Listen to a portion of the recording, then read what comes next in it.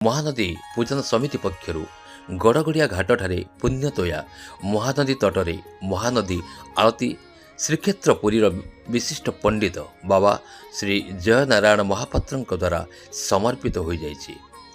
ବହୁ ଶ୍ରଦ୍ଧାଳୁଙ୍କ ଉପସ୍ଥିତିରେ ଏହି ଭାବାବେଗ ପରିବେଶରେ ପଣ୍ଡିତ ବାବା ଶ୍ରୀ ମହାପାତ୍ରଙ୍କୁ ମହାନଦୀ ପୂଜନ ସମିତି ପକ୍ଷରୁ ସଭାପତି ଶ୍ରୀ କ୍ଷୀରୋଦ କୁମାର ସାହୁଙ୍କ ଦ୍ୱାରା ସମ୍ପାଦକ ଶ୍ରୀ ଗଙ୍ଗାଧର ସାହୁ, କାର୍ଯ୍ୟକାରୀ ସଭାପତି ଶ୍ରୀ ହେମନ୍ତ କୁମାର ସାହୁ, ଉପସଭାପତି ଶ୍ରୀ ରବୀନ୍ଦ୍ର କୁମାର ସାହୁ, ଯୁଗ୍ମ ସମ୍ପାଦକ ଶ୍ରୀ ଜଗନ୍ନାଥ ଚୌଧୁରୀ ଓ କୋଷାଧ୍ୟକ୍ଷ ଶ୍ରୀ ରଞ୍ଜନ କୁମାର ସାହୁଙ୍କ ଉପସ୍ଥିତିରେ ମହାପ୍ରଭୁ ଶ୍ରୀ ଜଗନ୍ନାଥଙ୍କ ତୈଳଚିତ୍ର ଅର୍ପଣ କରିଥିଲେ।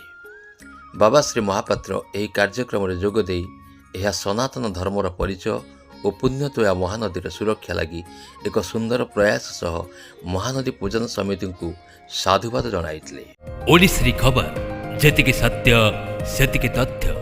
ଅଧିକ ଖବର ଜାଣିବା ପାଇଁ ଆମ ଚ୍ୟାନେଲକୁ ଲାଇକ୍, ସେୟାର ଆଉ ସବସ୍କ୍ରାଇବ୍ କରିବାକୁ ଭୁଲିବେ ନାହିଁ।